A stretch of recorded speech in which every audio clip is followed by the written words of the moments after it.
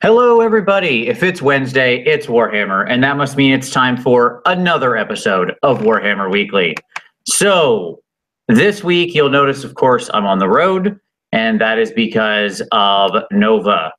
Yes, Nova is happening, the Nova Open, and what we are going to talk about tonight mainly is everything that was revealed tonight. There was already an article that's gone up on the community site, but of course there was a lot more detail. I'm going to try to give a lot of color around everything. We're going to move through everything that was previewed as they commented. This was the biggest reveal they have had thus far ever. This is like more preview material than they have ever brought with them. So there you go. That's sort of that. Also joining me, of course, tonight, it's Tom. Hey, Tommy. How you doing, brother? Hello, friends. So, Tom, are you ready? Are you ready for the red-hot Warhammer news? This is fresh off the press, folks. And so here's the deal: we're going to cover the breaking news at Nova first, and then we'll go and just talk about a couple events that have dropped throughout this last week. There's been some significant announcements and stuff like that. So we'll cover that afterwards, like the thing of the week, the pick of the week, and stuff like that. Yep. Hi, Vince, you were there. Tell us about the experience. All right. Well, so first off, thank you to Andy and Pete and everybody who was there from Warhammer, from Games Workshop, who did the seminar, who spent like another 30 plus minutes fielding questions from everybody. There were no less than 10 Sisters of Battle questions. So, you know, it came up. So are they coming? I mean, or did the clock all right. I will tell you what my personal feeling is on that. No, there was no official announcement about it. My personal feeling from the way they were cheeky about it is yes, but I read into everything that it's yes. But that's not what we're going to talk about. So there were a couple of hard no's of things coming. What were the hard no's? Well, we'll get there, my friend. Okay. Yeah, jumping ahead. Yeah, of course. All right, so let's start out at the beginning. The first thing they announced was a new program, which I actually thought was really awesome, and that is Warhammer Heroes. I'm sure that this is probably the least immediately interesting to everybody, but it's something that I thought behooved being covered first. Andy shared a story about when he had showed up at Adepticon and they had left part of their rig for the setup back at back in the UK. And this guy comes up and says, "Hey, no problem. Let's go. I'll take you to Home Depot." Took him there, loaded up the gear they needed from Home Depot, came back. And as he was talking to him, talked about how this guy, works full-time job, has like 4 kids, but on the weekends he goes and runs Warhammer leagues for new players because it's the only chance that those players get to play. So he goes somewhere, he runs a league, he drives 3 hours, he runs a second league. This guy does this every weekend. Okay. And it really is. And like that dude is putting in work, and that's all for the community and to allow people to play. And Warhammer Heroes is about recognizing members of the community who put in of their own volition, their time, their effort, their blood, sweat, and tears. So it's really a way for Games Workshop to say thanks to those people who do that. It will be sort of officially recognized community awards. Well, kudos to them. That's an awesome idea. That's an awesome kind of move to engage the community and recognize those that are putting in time and sweat and blood. And that's awesome. It is. It really is. So Adepticon will be the first awards announcement. The community, you can nominate anybody who is a hero, a Warhammer hero in your area. There'll be a website set up for this to nominate people, and then there'll be, sort of voting, and then the people who win will get recognized by awards at the event. They'll get, basically invited to an awards dinner, and they'll be basically officially recorded as a Warhammer hero, and that'll always be there. There's a plaque that they get. It sits in like a sort of Hall of Records type of thing for all time. So it's pretty cool. It's not just a plaque, folks. Let's be very clear here. There's also a medal involved. Yes, thank you. There you go. There is a medal involved, yes. And it looks flippin' sweet. Yeah. It looks like you were like a ace, like fighter pilot. It is like a fighter pilot medal, yes. Pretty fantastic. So I thought this was a really cool announcement to start off with. I mean, like I said, I'm sure that's not as exciting as like a codex or whatever, but I actually thought it was a pretty cool move. There's no reason they had to have to do anything like that, but they want to recognize people in the community. So there you go. Okay. So next up, let's move to, let's talk about some 40K stuff. Obviously not normally in our Ballywick, but I thought it was important to cover all of this because, you know, I want to cover it. Some people play both. So they talked a little more about chapter approved, the sort of like Generals Handbook for 40K that we know is coming out there in November or whatever. So a couple things. It's going to have additional support for all 3 types of play, and that'll specifically play out like this. In the open play section, there's going to be the return of Apocalypse, which is like the mega battles. So for people, like, I don't know how much you know about Apocalypse, but it's, you know, it's this idea of like doing mega massive battles, right? These sort of planet incursions. And so it'll have sort of a bespoke rule set that enables, like it sits on top of the normal rules, but enables you to do battles of like, you know, many thousands of points. Sure. You know, much higher than your normal games without it just bogging down and becoming, you know, taking forever, basically. Because if you ran 10,000 points aside and you use the normal rules, it would get slow. Yeah, totally. Yeah, so this is about supporting that. Okay. But the other big one for open play was really the big announcement. So Tom, I don't like, obviously you weren't around in 40K back in the day, but there was this thing called VDR, which was the vehicle design rules. Okay. Oh, think like of it, that's where you could customize, right? Yeah, well, customize doesn't go far enough. Think of it more like the BattleTech system for vehicles, right? Where you could, like, from the ground up, design your own sort of vehicle. You had to work off an existing chassis or a frame, kind of just like BattleTech, like right? This is a Jeep, or this is a mech or something. Yeah, exactly. So the open play stuff in Chapter Approved is going to reintroduce a test version of VDR. Nice. Okay. That's this awesome. one, it is pretty awesome. It's open play only to begin, and it'll be focused around Land Raider customization. So the only initial way to do it will be around Land Raiders, though they did confirm it won't only be Imperial Land Raiders. So I would assume that means Chaos as well. And this is really a sort of beta test of it to get feedback. Yeah. And if it works, then they're going to roll out a full VDR system where you can then design vehicles from the ground up. That's amazing. Yeah. I hope they crack the code on this. This was a divisive thing back in the day. There were lots of challenges with it. I, for one, am excited for it. Tom, you know I loved building my own mechs in BattleTech. It was one of my favorite things in the world. Yeah. I knew all those tables like off the top of my head. So I would love to see something like that come. Totally. Okay, so narrative play. Sorry, I'm flipping back and forth to my notes here. They confirmed that Chapter Approved will have a full campaign system in it with linked scenarios. So like the idea would be you can go from like planet drop to, you know, forming a like a sort of a foothold, a beachhead, and then expanding territory and so on and so forth. So, you know, series of linked scenarios to make a full campaign game. Pretty straightforward.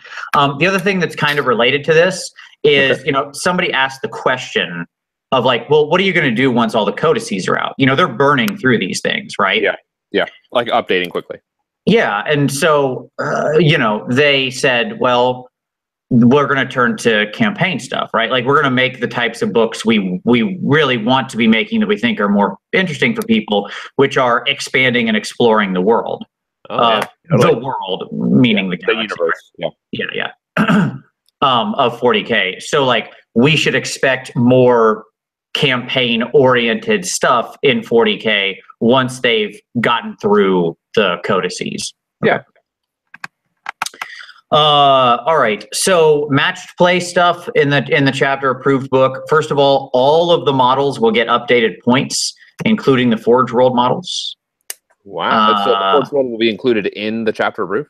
Yes. The points.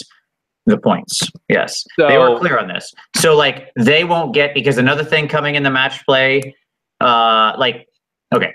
So two things here. Yes. the codices will have a lot of more like think sub-faction specific rules. So for example, in the Imperial Guard, you have the different, legions or whatever, right? You've got like the Catechins and the Valhallans for my old favorite, but you get the idea, right? Cadians, etc. Sure. Okay, and they have their own little bespoke rules. Yeah. Okay. Not everybody will have a codex. Like, that is to say, not every little sub-faction gets their own codex, right? Okay. Yeah. So the people who don't, or don't have one immediately coming, will have faction-specific rules in chapter approved. The way I thought about it when I heard that was like the allegiance stuff for AOS. Yeah, in the Generals Handbook, exactly. So, like, obviously, some people will get their own books, some people don't, and so they show up in this thing. So okay. my question then is, did they talk at all about the Forge World, like the other Custode stuff coming into 40K? Yeah, rules for 40K. Yeah, they did. Yes. Oh, and what they say?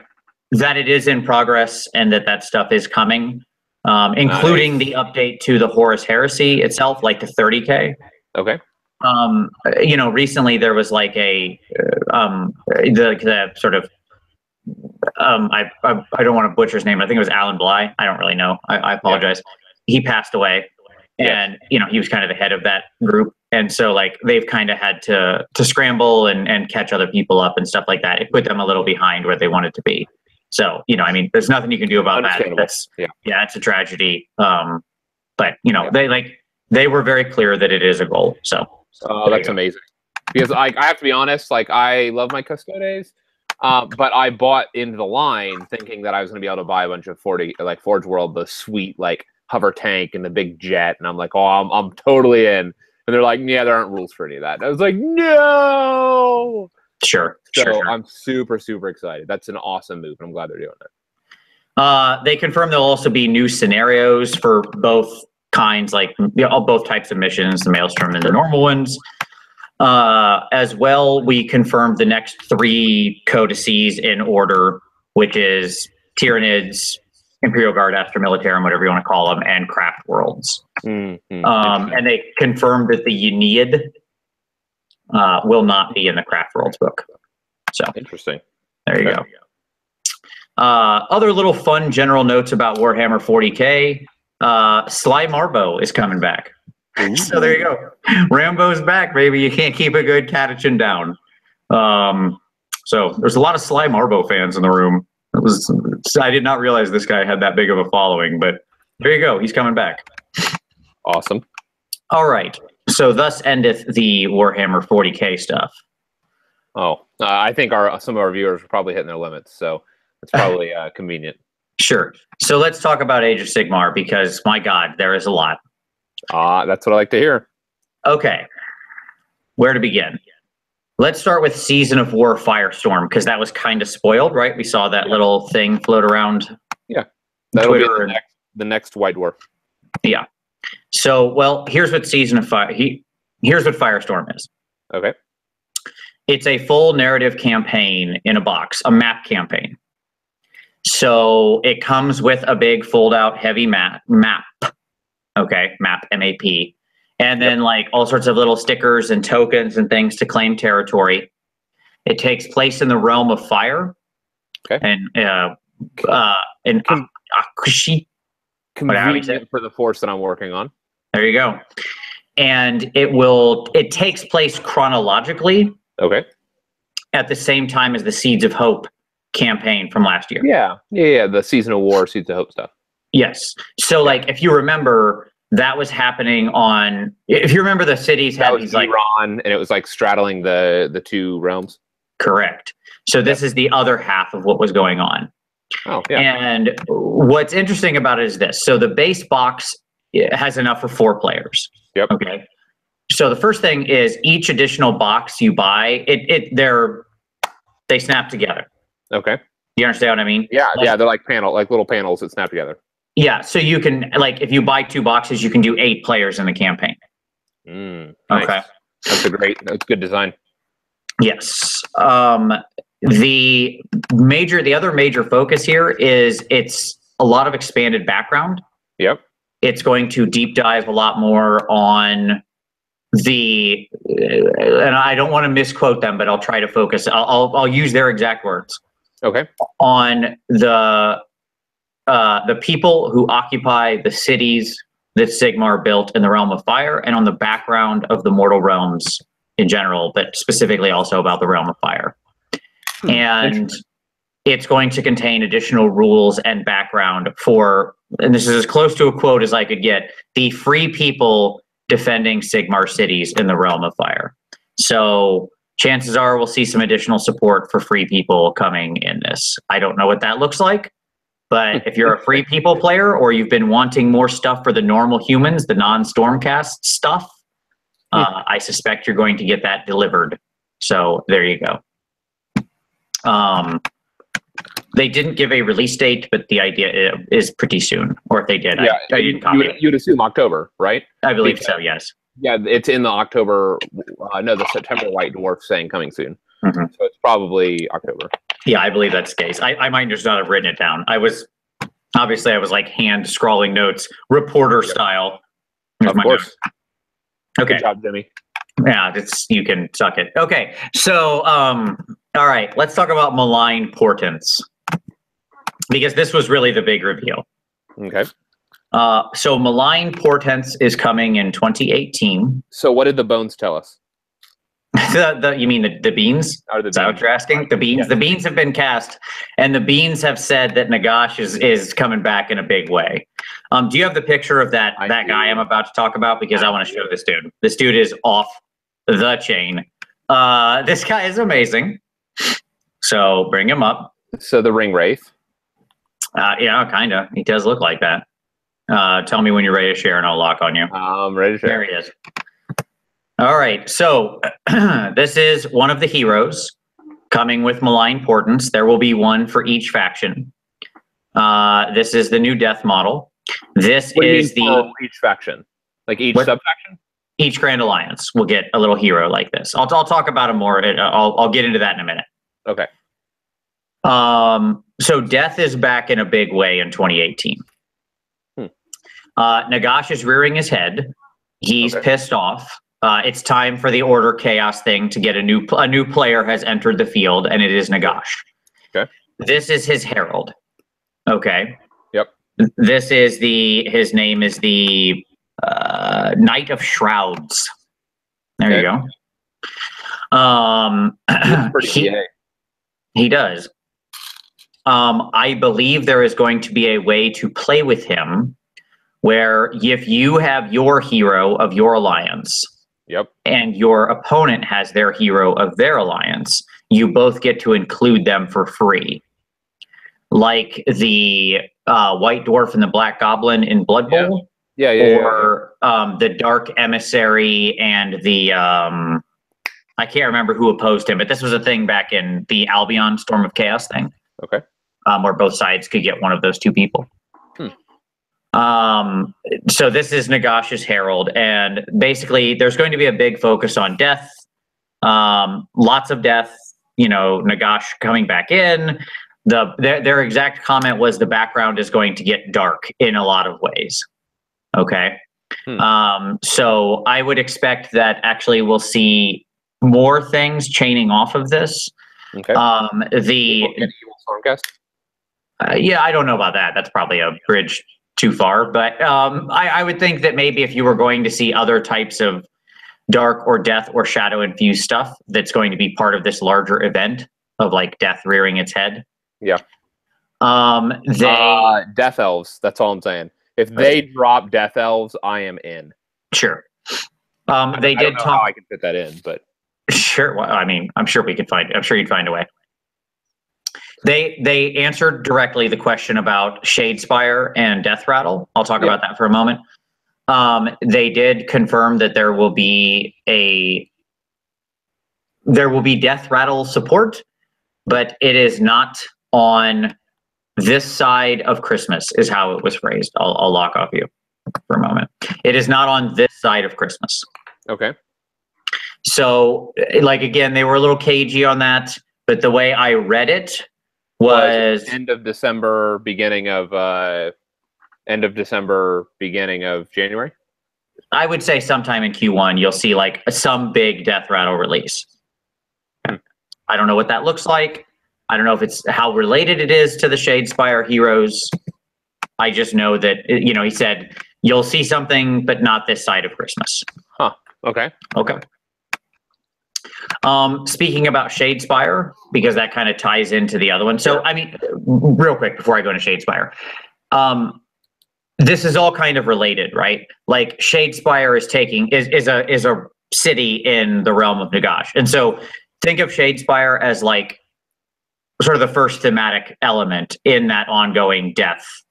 Yes.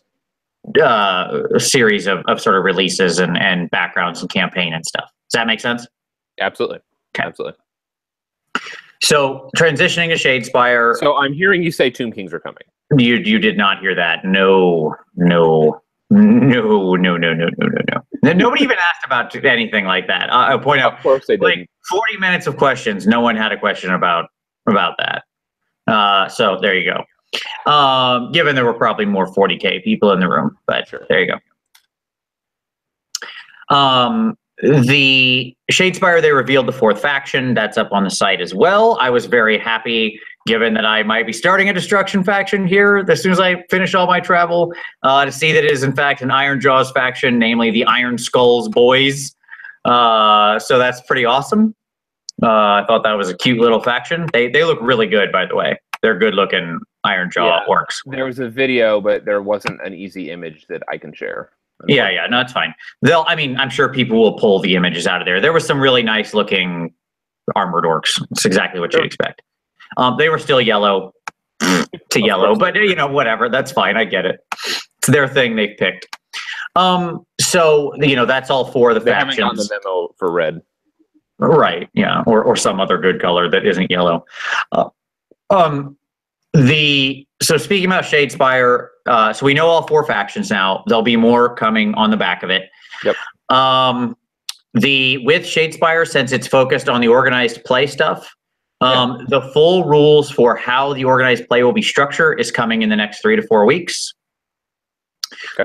That will be closely tied to the launch of a new website dedicated completely to Shadespire.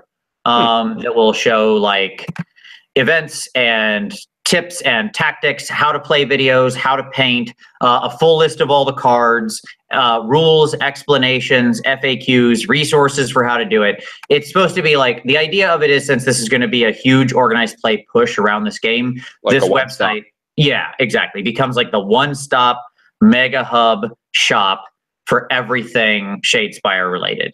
So you have like anybody who plays Magic is familiar with Gatherer, right? Where you can go onto Magic site and look at every card ever in the game, what it looks like and what it does. There'll be a similar thing for all the cards for Shadespire. They said there'll be more than 100 cards at release, kind of in the box-ish. And there's hundreds, many hundreds, that will be released very quickly afterward. Of cards for Shadespire? Yeah. Of the deck building portion of Shadespire. Because keep in mind, cards do like multiple functions in Shadespire, right? But not necessarily like characters. Correct. Yeah, because like your cards have other things you're doing, right? They're your objectives and your items and your all that kind of stuff, right? They're sort of the engine of the game. There's a deck building component to Shadespire, right? In addition to the models themselves and their cards. Anyway, they'll all be there.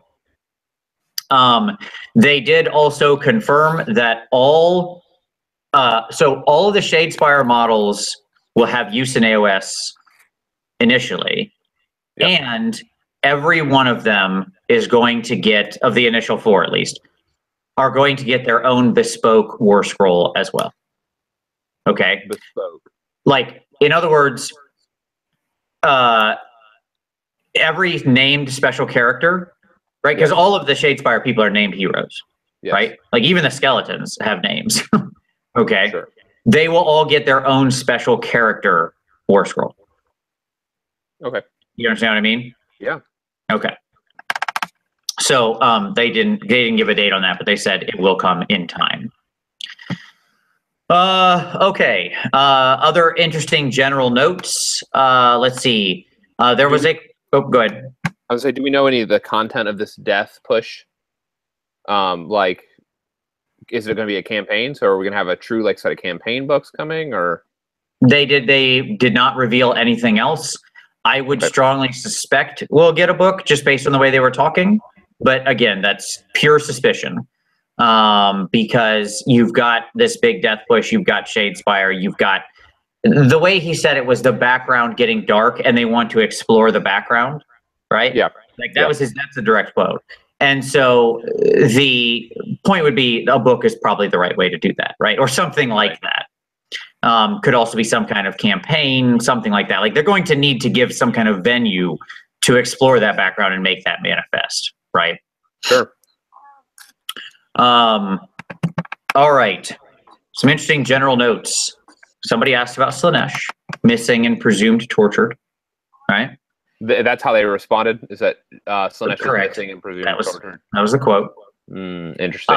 And the KG response was, you will be learning more about the fate of Slaanesh next year. Interesting. Man, I hope they went with the Death Elves extracting the elven spirits out of Slaanesh. That would be amazing. That is literally all they said is, you will learn more about the fate of Slaanesh next year. So take that for what you will. Sure. They did confirm there is more Warhammer Quest stuff coming soon. Cool. I don't know what that means. I don't know if that's another box set or just some more models or additional rules or no idea. Just there is more. They are still supporting Warhammer Quest, and there is more stuff coming soon. So there you go. Also, the big confirmation. Somebody asked, "Hey, are we going to get some more female Stormcast?"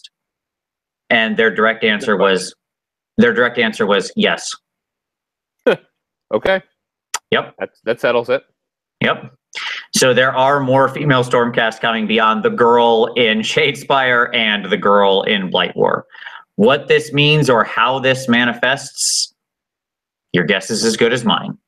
Could be as simple as alternate kits, could be whole different boxes, could be alternate, you know what I mean? Like it could be like little, like different heads, could be anything. I don't know. What would be neat? I don't think they'd do this, but to offer like, at least for the old units, like sprue packs of just like the torso portions and just where the old arms and heads and all that slot on. Sure. I mean, really, like you could go a long way with just the torsos. Like the torsos and 3 heads, and you'd have a good unit of libs, ready to go, right? Yep. But yeah, I don't know. I mean, again, they didn't get into that level of detail, but they did confirm that female Stormcast confirmed. There you go. Good. All right. Let's talk about the Citadel Paint App. Okay, because this was actually pretty interesting. I thought this was kind of cool. It was more or less, when I kind of sketched out a little while back what I thought it should do. Yeah. It does all of that. Good. So it has techniques and tutorials, how to do X. Yep. Like literally everything. How to dry brush, how to wash, how to do this stuff. Okay. It has a full color guide, like step by step, how to achieve effects. Yep. It has the ability to tell you how to replicate colors using either a miniature or a real photo. So that thing that I had said I hope they do, right? Where you can even use a photo of just like some colors in the world and it will tell you what the closest matching GW paints are. That's awesome. You can track all your own paints. You can create a wish list of additional paints. They walk you for everything from all the parts, the miniature to bases and everything, like how to use the technical paints is all in there. You understand what I'm saying? Like, yeah, totally. All that stuff. There's, you can scroll through minis and like, so picture this is your phone.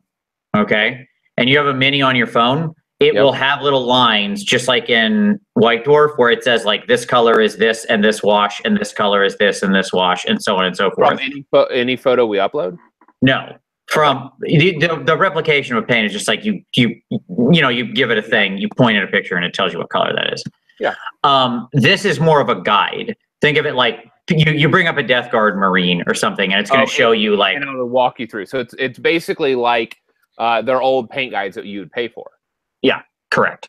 But and so they said that at launch there'll be like probably a little more than 100 minis in there. When they'll do multiple versions of minis. So for example, like you know, Space Marine factions or whatever. Yeah, or like you got your Stormcast, so you have like your Vindicators and Hammers or whatever. You know, just blah blah blah blah. Okay.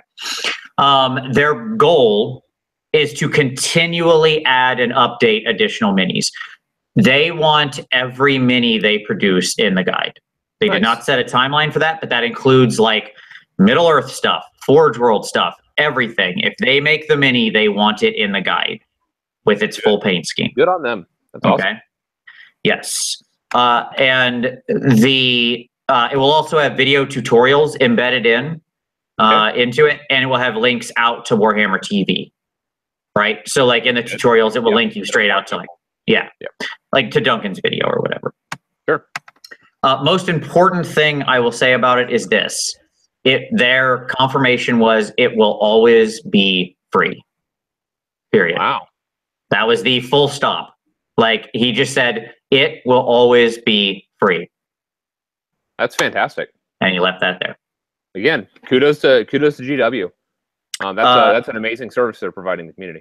No, actually, that one's pretty freaking awesome. Like, see, it really is. Like, I don't use GW paints. Obviously, I don't care that much. I don't need the app. But the reality is, a lot of people do, and it is one of the biggest barriers of entry to new people in the hobby is how to paint and how to do these things and where to go.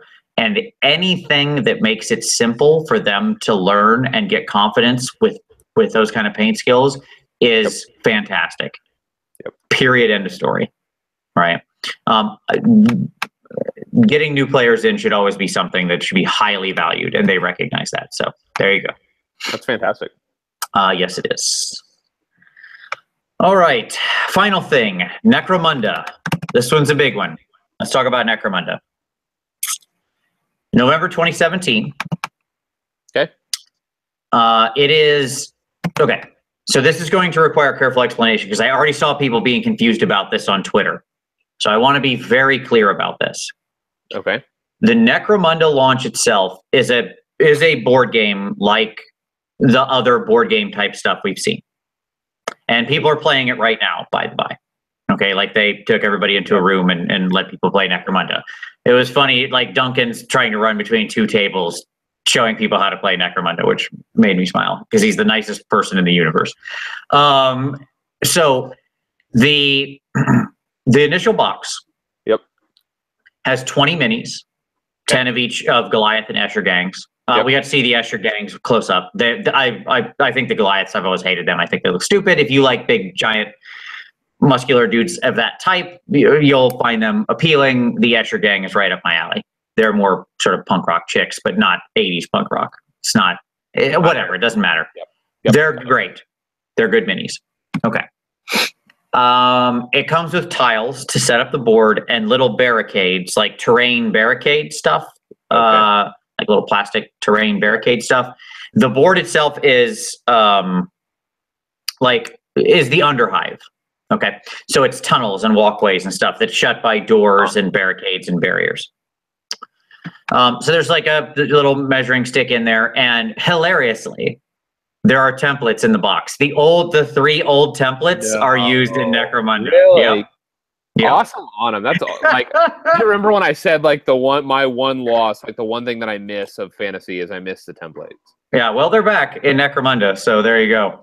It's going to be very funny to watch all the people be like, "No, I threw those away," and whatever. I mean, they come in the box. That's amazing. It made me laugh. Okay, so it is the core Necro Munda thing in this box is a board game style game. Yep. Now, full stop, pause, wait, do not get angry, people who love Necro Munda. Okay. Okay. Simultaneously with the release of the box set, will be a release of rules called, sorry, I have flipped my notes because this has a name. Gang War. Yes, or something like that. Yeah, I think let's just call it that because I don't remember. Again, I'm working off quickly scrawled notes. The important part is this. At the same time Necro Munda launches, like at the same time, no delay. Yep. There will be a full set of rules that takes the game back into normal industrial terrain, like that stuff that you were talking about. The sector mechanics. Thank you. Yes, the sector stuff mechanic. that I may or may not have a whole bunch in the mail right now. Yes, the sector mechanica stuff or whatever. Yeah. So full normal rules for playing on classic terrain like Sector Mechanicus or like your own boards, Necro Munda boards you have classically, pipes and grates and levels and crap like that, right? Yep. And it, like that will be there. He showed pictures of it, the game being played on that terrain. It's the way to think about it is this. The box set board game is like sort of the entry point for people, because I mean the reality is Necro Munda is well more than 20 years old at this point. Yeah. Okay. And like the people who are here in that seminar room, I would think are people who are pretty interested in GW, right? Like you had to come to this convention a day early. It hasn't officially started yet. You had to show up, get a ticket, wait in line, like 45 minutes, go sit down. Like you clearly are into to Games Workshop stuff. When he asked who has played or is familiar with Necro Munda, only like half the people in the room raised their hand. Okay. Yeah. And these are dedicated players. I mean, we're a generation out from Necro Munda. Yeah. Now, I'm not saying that the people who play it haven't kept it alive. They have. It's a great game. It's never stopped being played. Many people love it and played it throughout. Fine. But there's a lot of people who haven't. And so the box is the way to introduce those people to it. Yeah. Does that make sense? Yeah, totally.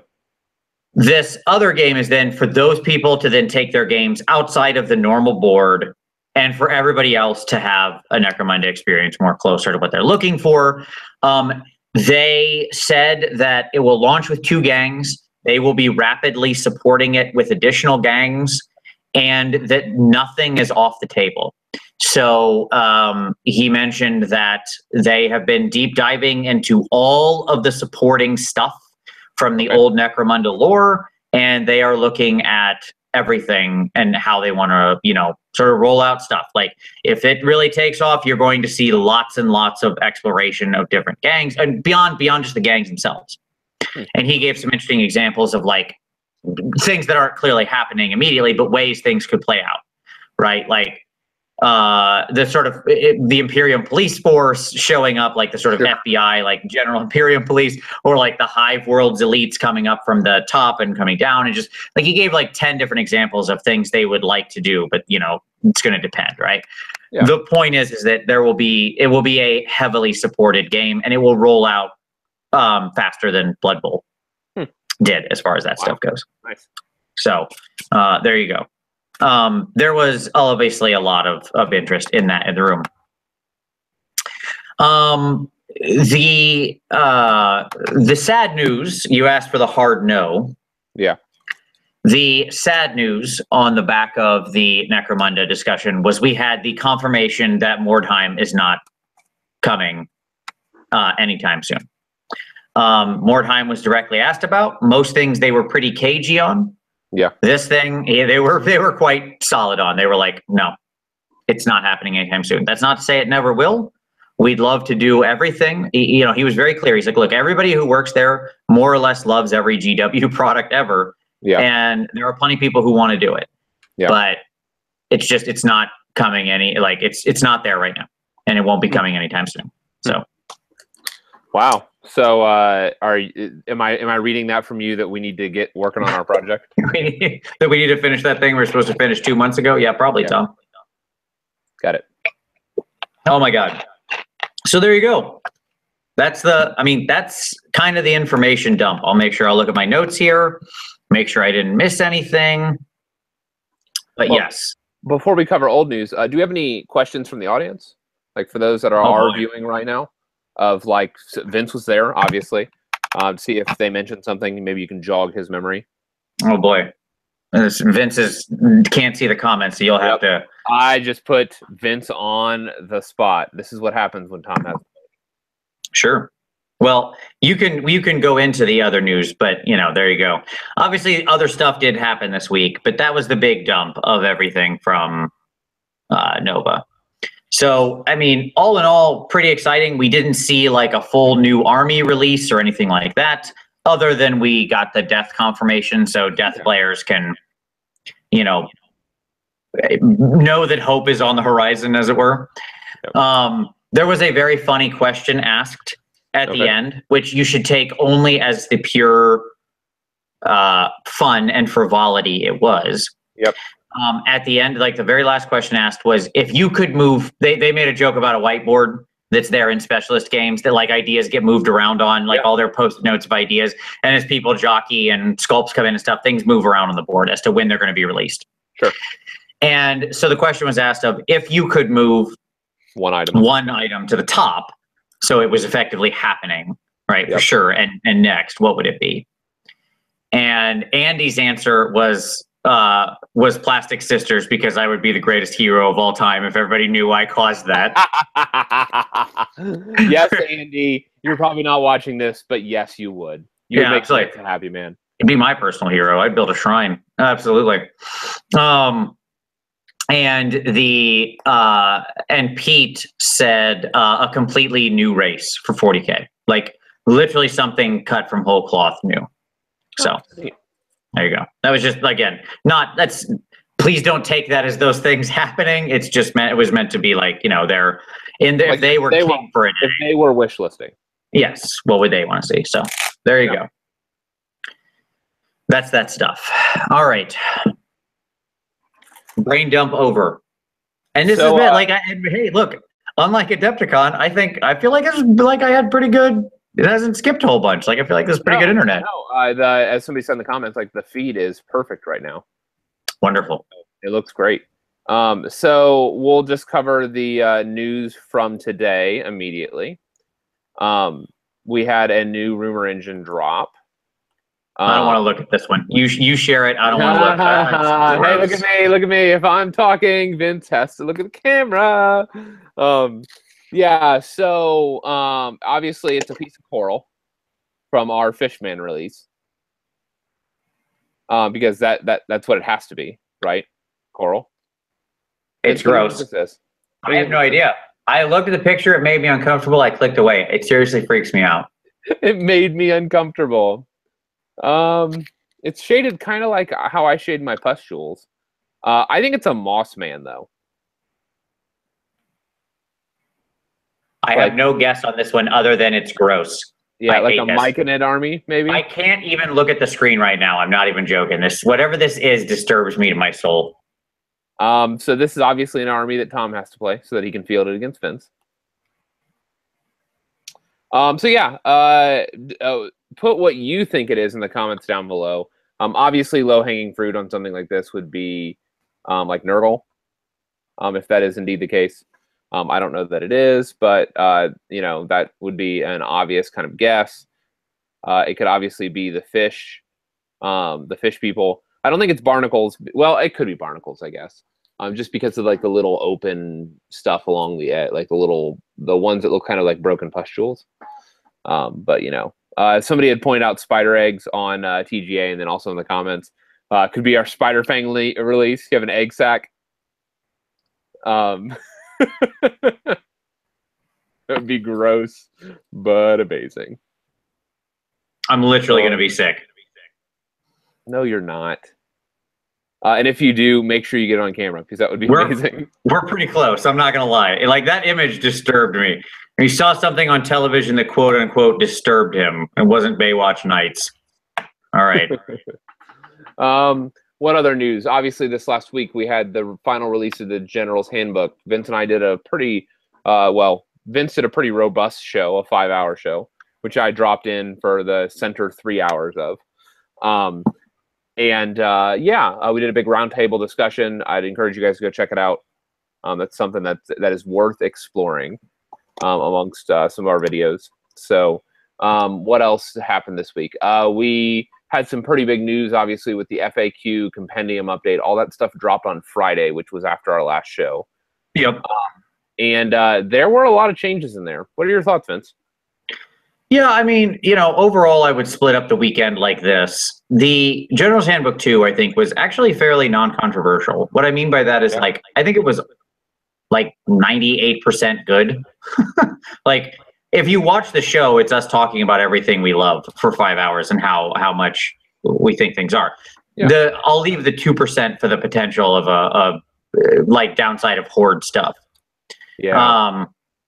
Which we can, we'll talk about in coming shows, I'm sure, as this meta evolves. Yeah.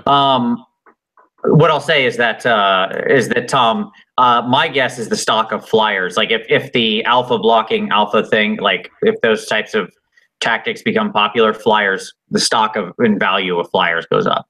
Because if I can jump your line, maybe it depends on how the alpha block is working.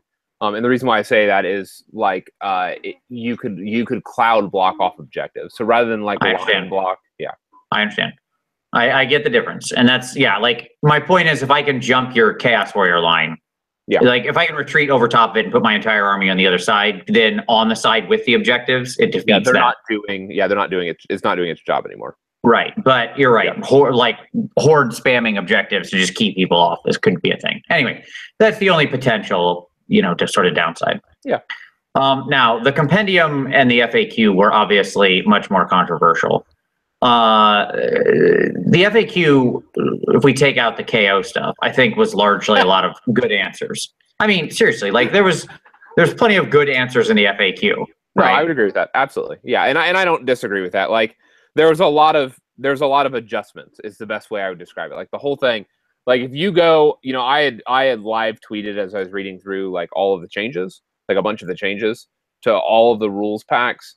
Except I did like the Chaos League was broken when I was doing it, so I didn't get to do it. Well, I cracked open the Chaos and like the entire section of errata on the Khorne book and the Tzeentch book was as much, if not more, than the KO book. It was just a solid wall of red as they readjusted and renamed and rebalanced stuff. Sure. I mean, I don't know that I felt anything that was in the Tzeentch book or the Tzeentch FAQ though was super impactful. It wasn't backbreaking. Like none of it was none of it was like very significant. I think the biggest thing for Tzeentch actually wasn't in the Tzeentch book. It was in the general rules and had to do with a clarification that you can never, ever, ever put a monster on a Balewind for any purpose. Right. You can't even swap them. You can't. Yeah. No shenanigans. Yeah. Exactly. Yep. I hate that clarification was necessary after the previous saying monsters can't do this, and then people still, whatever. I hate that was necessary, but there we are. Yep. I mean, obviously you went through a full 5 stages of grief around the KO, another cycle. Yeah. I obviously I've cooled down again. But like it was unconscionable to me. Like we had the price adjustments, we had the Thunder Skull, all of that stuff got reshuffled and all that news broke. And then suddenly we find out that basically like 8 of the 12 KO War Scrolls had ability changes on them. Yeah, what I mean by that is I would call them words. Thank you. Substantive changes to them. Yes. Yeah, so it wasn't just that like they were correcting any errors and stuff like that, but it was like, hey, this value that was previously 3 is changed to a D3. This range that was previously like here's a buff. This range that was previously 18 inches is now 24 inches, which makes sense. That was a good change. But the reality is the majority of like the 20-some or 18-some changes that I tracked, all but basically 1 or 2 were actually, no, all but 4, I think were negative changes where they were like toning down the power level of a number of things. They messed with our item and, like the dispel item that we had that was really good. And so they just all down the line was KO got hit with a nerf bat again, which was, it was disappointing. Like my biggest frustration, I think, at this point is that my War Scroll cards, like I don't know that I don't feel comfortable using them at the table anymore because none of the values are accurate. Like I have to use my app, like none of the values, obviously, that's hyperbole, but a very large number of the values, like I just don't trust them anymore. Sure, you'd have to remember what's changed, and that's annoying because you're bringing that card for easy reference. Yeah, they're not doing what they were supposed to be doing. Sure. Which was easy, quick reference. So, Yeah, so I mean, it happened. I don't know that all of it was necessary. I think some of it was probably a bit much, but it is what it is. I don't know what else to say about it. There it is. Whoop, there it is.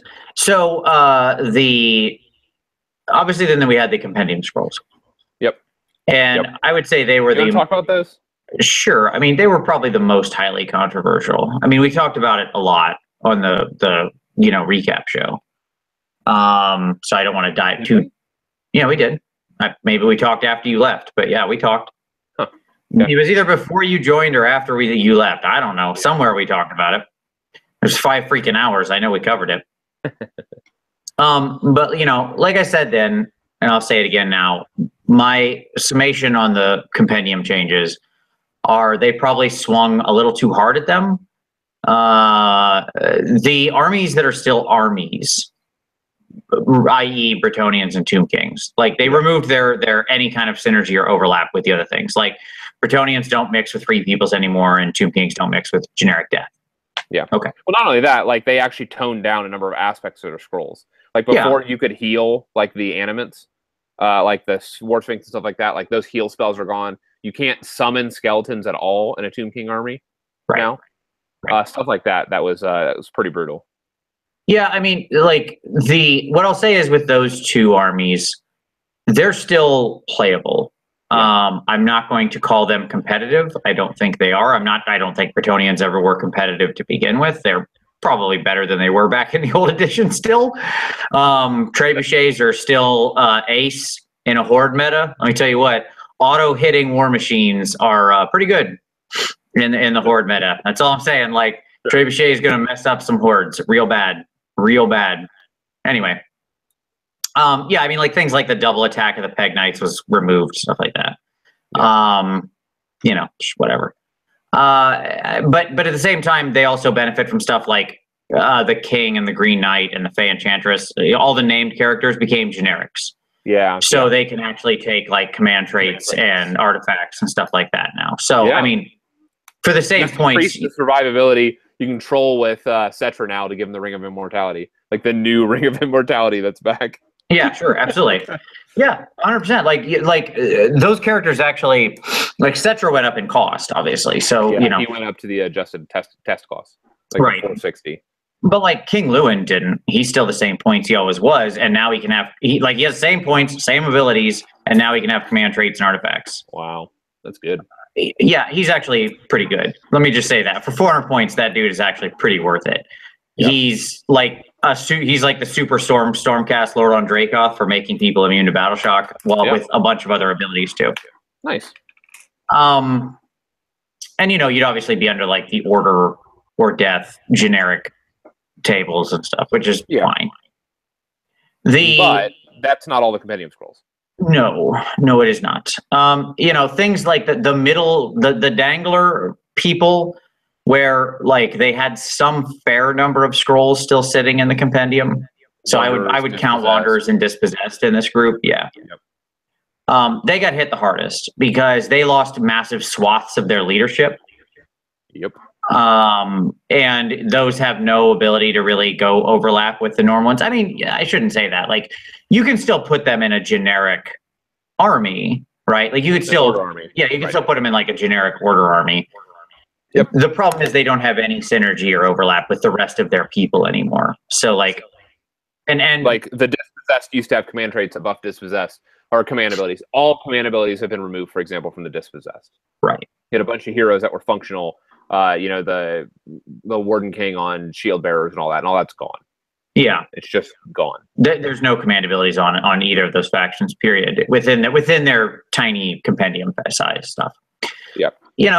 So I mean, overall, it sucks for them. I think Wanderers actually. The flip side, as I said in the other show, was Wanderers and Dispossessed actually got some pretty bononkersly good allegiance abilities. You can tone that language back for Dispossessed. I think Dispossessed have some pretty strong stuff in their selections, but that's fine. That's an outsider point of view. I don't play dwarves. Yeah. I will absolutely stake my claim on the fact that Wanderers have some pretty bonkers powerful stuff going on. No, I like their teleport stuff. It's good. Yeah, not just the teleport, the fact that they all have like retreat and shoot, and the fact that they all have that they have some great artifacts too. I'm just saying. Yeah. And then you had the like the sort of chaff, the extras. Yeah. You know, things like Skaven where there's just like whatever. Who cares? Like the Remnants of the Warriors of Chaos is like 2 models. Yeah, I mean, there's just so little stuff in there that it's almost like, who cares? The army is still fine. It's huge. Things like Skaven or Chaos, as you mentioned, like you're not spoiled for choice in those armies right now. You know what I mean? Like you've got 10 easy armies and strategies you can run. You know, as was commented, like once the Nurgle thing releases, you'll have like 5 different allegiance choices for your Slaves to Darkness army. Sure. You're not hurting because you lost Wulfric the Wanderer. Get out of here. Okay. Sure. You didn't need him. You can still use the model. He's just a Chaos Lord now or whatever. Yeah, that's really disappointing because I actually bought one of him. He can still be your Chaos Lord. He's a cool model. That's not what I wanted. I wanted to deep strike Marauders. That's what I wanted. Gotcha. Well, and that's what he used to do. Then you'll have to you'll have to get Sail, the other model you already have, as he can now deep strike Marauders. He's not reliable. Okay. Fair enough. Slaves to Darkness gain the ability to teleport their units around through Sail, and you're like, meh. Yeah. Pass. 7+ to cast is something to shake a stick at. He's like, for example, they killed. So, and one of my frustrations is like a lot of the extra like small stuff that you could throw into your army that would be like beneficial, they've removed or changed. So like the old Chaos Familiars was like +1 to cast for Chaos Wizards nearby, is now like -1 to cast for non-Chaos Wizards nearby. And so what they did was they basically made it so that like you have no desire to dip into those Compendium Scrolls for that kind of stuff. So seems fine. You got plenty of choices. You got cheap choices if you want. There's still stuff. I'm just saying. But I will say one big perk of this is that Everchosen can ally bring in a Hell Cannon. The Hell Cannon didn't they can cost. Because Everchosen. I think Stormcast say it too, where Stormcast say like any order. Yeah. So, you know, both of those are cheating their way into being able to ally with the Compendium Scrolls, which is funny. Yep. Not that there's anything real valuable in there. I don't know. Like I could, like it'd be valuable to have miners, for example, in like a Stormcast army to deep strike them in with no like check. Sure. Like the dwarf miners. I mean, if you want to particularly just like narrative force, you ally up, bring in some questing knights. They're pretty baller. Yeah. Like them questing knights came out okay on the other side of this adjustment. Let me just say. Sure. Those guys are doing okay. They're a little expensive, but they are good. They hit hard. So, let me just say, hold on. I'm going to stop the show. Paul is blasting me in the comments for nothing ever being good enough and everything is bad and also clouds have silver lining. Bullshit. I've been almost nothing but positive this entire show. He has. That's true. Full credit to Tom. So you're fine. What you're hearing is a balanced perspective where you hear both positive and negative comments in my commentary, not just all positive. Anyways, Vince, continue on. Sure. Well, that's fine. That's what I'm here for. Because I am generally positive about everything related to this stuff. Mainly because I don't care. Like, I don't care about negative things. Games change. Who cares? Life moves on. It's plastic soldiers. People are evacuating their homes in the 4th largest city in the U.S. is underwater right now. It's merging with Atlantis. I find it hard to be that concerned about the changing of a few rules on my plastic soldiers. Hey, my old house in our old community in Houston is right in the middle of that. Yeah, I mean, that's my point. Like, I don't take this stuff. I love this game. I love the community. I love everybody I get to meet and talk to. This game means a huge amount to my life, like a massive amount to my life. But it's the sum total of it that means everything. Sure. Individual changes are just things that come and go. Who cares? What's good today will be bad tomorrow and good the day after that. So there you go. That's kind of the thoughts about the compendium stuff. I mean, overall, they probably hit it too hard, but you know, here we are. Sure. I don't know what else to say about it. Like, I feel like they could have been softer with some of that stuff, especially with those middle people. I would have loved to see a couple of the Wanderer things get brought in, and a couple of the dispossessed things get brought in. Like, there are items in there that I really love that I thought were classic, and it's a shame to kind of lose their ability to be part of the normal forces. The Lord on Great Stag is just a model I always loved and thought looked amazing. The Anvil, right? The Anvil of Doom or whatever. You know, one of my favoritely painted Dwarven Dispossessed model that I actually won. Was that the one I won Best Painted for back in the PMP painting competition? Yeah, I think so. Yeah. Yeah. I mean, it is a super classic model, and I'll openly admit I'm sad to see it not have, you know, like it have a 1-inch move and can only buff itself. Right. Yeah. Like it's ridiculous to make it basically functionally worthless. And if I'm saying that, boy, oh boy, there you go.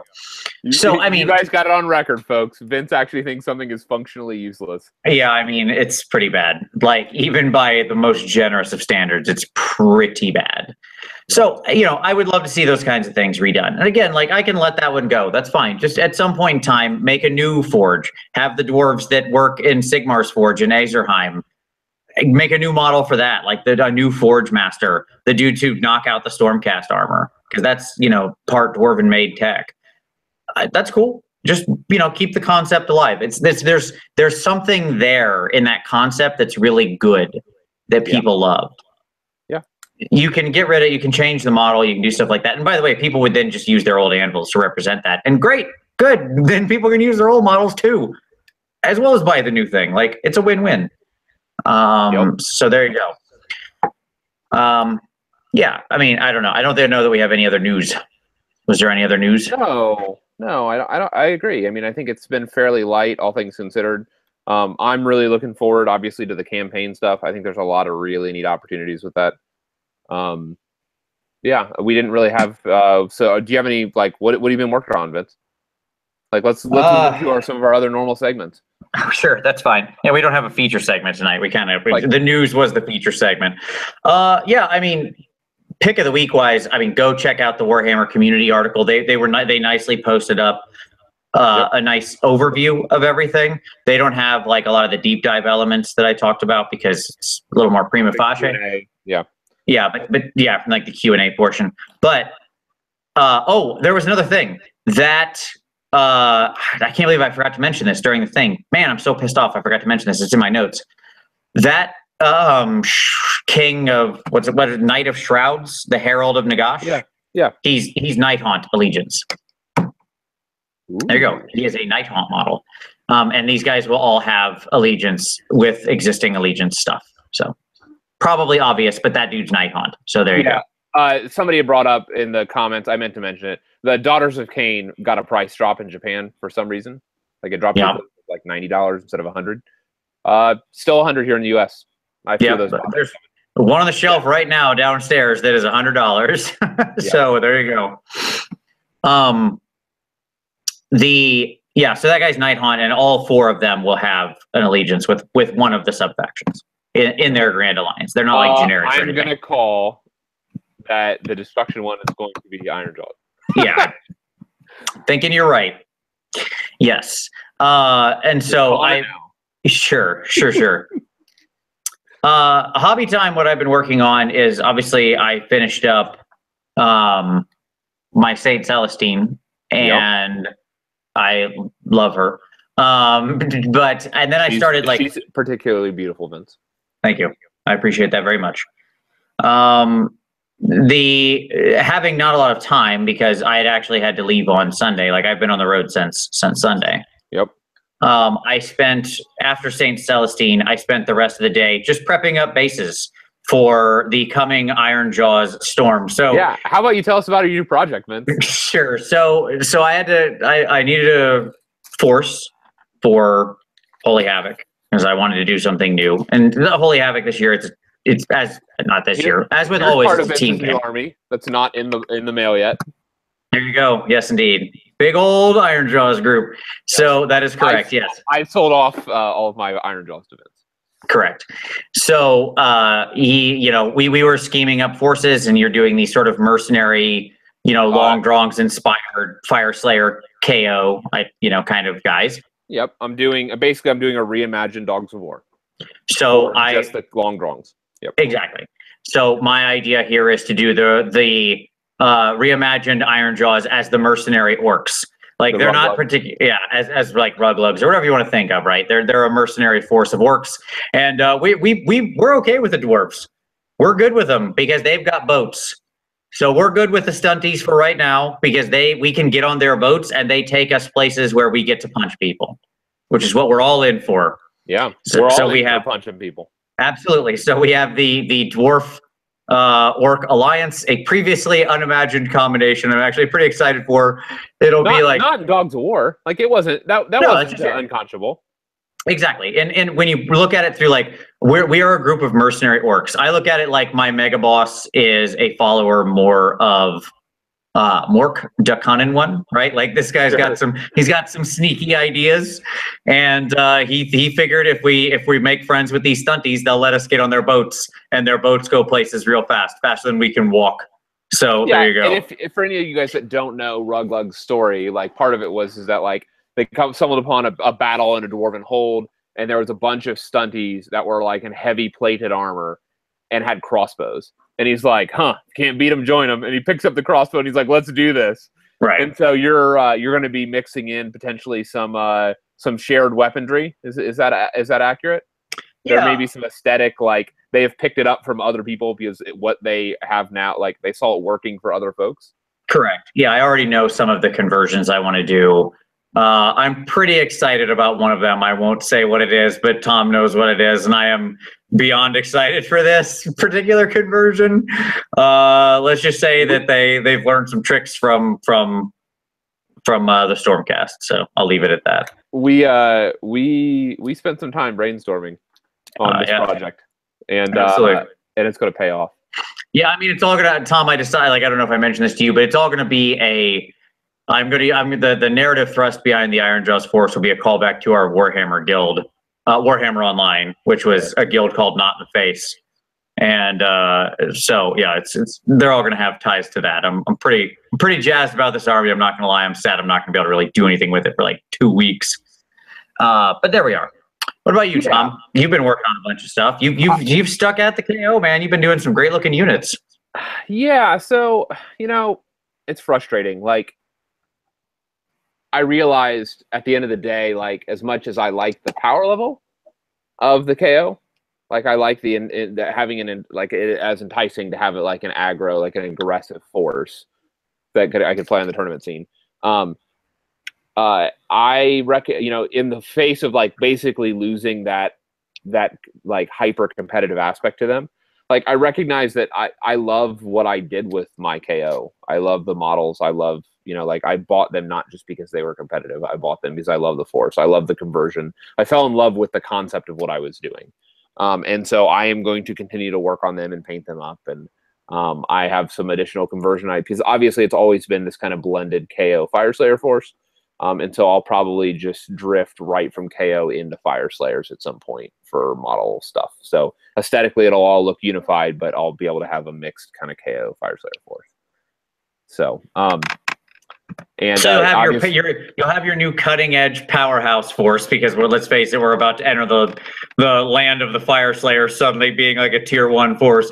But you also have a full aesthetic for a nice big army, a nice combined force that looks cool. Yeah, I mean, I'd be lying if my current Fireslayer list couldn't alpha strike almost most people off of the board turn 1. Like that's a real statement. So that's pretty good. And but with that, I have been painting. Seems nice and cheaty, I'm sure. It is nice and cheaty. I've been painting like a fool this last week, and so I've been doing a bunch of previews on Twitter. And here are some of my stuff. Vince, if you want to lock on. Some of these I haven't previewed yet. Some of them I'm going to go through. I'll have some more tomorrow, another new model tomorrow, and then my group force. But here's one of my chemists that I've done for my KO. Here is another unit of Arcanaut Company. You can see my light skyhook conversions in the back. I was happy how that turned out. By the way, I'm doing different lava bases than you for my lava bases, so suck it, Tom. Okay. whatever. Way to not look good. Anyways, well, mine will look better than yours, but that's all right. That's okay. Way to not be consistent, Vince. There you go. They're my first engine rigger unit, and I have another like 12 balloon boys, 12 balloon boys on my bench right now. And then there's my modified chemist. I wanted somebody to model for my chemist who had like the Aether Shock bunker buster or whatever it's called, like the awesome gun that caused battle shock. So I was like, oh, he's getting a rifle. So I modified one of the chemists and gave him like rifle, pistol, and then decided to cut off one of his legs and put on one of the mechanical legs from the captain kit of the Argonaut company, or not the company, the Thunders. Yeah, so he came out nice. He's nice and threatening. And then finally, here's my current unified KO painted stuff. So it's coming along, man. Yeah, it's very Stormcasty. It's all very samey. I mean, it'll look good on the table. That's what's important. Yeah, so I should have a nice nuance of this coming up soon. There should be some more nuance with my different engine rigger, Sky Wardens, and stuff like that. So yeah, I'm happy with the progress that I'm making. So, and I'm actually moving along pretty quick. So, well, very good, man. And I just need to point out that Herner mentioned in the comments that you need to make sure that you use round bases on those Iron Jaws. Just never going to let me live that down, that Tom made a bad choice. So I apologize that Tom's a bad person, Steve. I really do. But here we are. Yes. So there you go, man. Anything else we need to cover for tonight? Or have we drawn this to a close? No, I think we might have a nice tight show tonight. Yeah. And by the way, Veal, they won't be Naked Duerden joining the team. They are still KO Fireslayers. So right. They will share the KO aesthetic. So they will still have their jumpsuits on, and so it'll be neat to explore what that looks like for my Fireslayers. Well, I mean, they have to, because they'll be, they ride on the ships, so you got to have the suits. That's how it works. Yep. They're part of the crew. Exactly. Well. Good stuff. I hope everybody enjoyed this little spoiler of everything that was released at Nova and the deep dive. If there are questions or stuff, I can try to answer anything that pops up down in the comments below. But I promise you I have brain dumped more or less every quote and comment that I can give. They were as sharing as they could be. They were cagey about some stuff. The one thing I didn't mention that's, probably not of great relevance, it's already been kind of spoiled, but they did confirm that Adeptus Titanicus is coming after Necro Munda, but they didn't give any dates. Did they mention Nurgle at all? No, there was no discussion of Nurgle. So that's kind of an interesting one. I'm not, I don't think that necessarily means anything big, like that there's not a Nurgle thing. It just didn't show up on the, sort of on the releases. Yeah, because it doesn't sound like they talked about anything immediate for like 40K either. Like it seems like other than the codexes, that's it. Like 3 months out was a lot of the preview stuff. So what's coming in the immediate kind of future? It doesn't seem like they covered a whole lot. Right. So I would be far from writing off the Nurgle thing just yet. I would still say I see a high probability of that. I think we'll probably get demons. I don't think that we'll get very much more for AOS. Right. Which is fine as long as you end up with a tome, which again I can't see them like not having some kind of tome in an age where you're releasing Blight War, and you know what I mean, like it just wouldn't make sense. Yeah. So maybe there's people making some crazy decisions, but it doesn't feel like what we would expect. So there you go. Right. All right, sir. Well, there you go. I'm going to go back to enjoying my time here at Nova. I hope that if any of you are coming to Nova and aren't here yet, and you see me, say hi, stop by, whatever, shake my hand. I'll be putting everything in the case for the Capital Palette tomorrow morning. I have a lot of submissions because they said that you can have any number of submissions. And so I said, well, then I'm going to bring a lot. So I brought a lot. So there'll be plenty of stuff. Is it more than 20 minutes? No, I don't. I don't pay 20 competition minis in a year. That's like, that would be a lot of work. Yeah. There's easily a dozen in there. How about that? Okay. Yeah. So cool. So if you guys want to see all of Vince's minis on display, go check out the painting competition at Nova. There you go. Hey, did they mention the Golden Demon at all? No. Nope. Nope. You don't think that would have been like the lead? Yeah, like if they had mentioned that, you don't think I would have like absolutely broadcast that like first thing that was said? Yeah, that's true. I remain ever hopeful that we will have the return of Golden Demon to the U.S. Yeah, you know, and they seem to imply that it's in the works. Yes, the toughest part about it is obviously where and when, because there's like all of these cons already have painting competitions. You know, they just need to obviously create their own Warhammer Fest. I mean, we've talked about it before, but putting it at Gen Con would make the most sense. Yeah. There's already individual. Ninja Division has their own Chibi contest there. Yep. P3 has their own P3 contest there. And then there's obviously the general painting competition that MHE runs. But it's big enough. I mean, it's like 70,000 people. It's big enough to support multiple painting competitions going on simultaneously. It's true. Whereas, you know, like if you're at Adepticon, it's Crystal Brush, like, period. That's what it is. There's not enough people there to support a second thing. So that makes sense. Well, there you go. So thank you very much for everybody for watching. I hope you appreciated. Hope you appreciated the spoilers and all of that. We certainly appreciate you watching. Shorter show tonight. Next week will be an unusually timed episode, I suspect. Just as a warning, because I am flying on Wednesday night. So, like, as I'm still traveling next week. So I don't know what time next week's show happens. It will happen, but it may be late or unannounced or at a random time. I apologize in advance for that. Surprise! Airplanes are airplanes, and I can only get on the flight when I'm allowed to get on the plane. They don't let me just jump in the cockpit and say, we're leaving. They frown on that quite heavily, I found. So next week's show will probably be later than normal by a significant amount, but there you go. But thank you very much for watching. Appreciate it as always. Look forward to seeing everybody who's coming to Nova this weekend. And as always, we'll see you next Wednesday.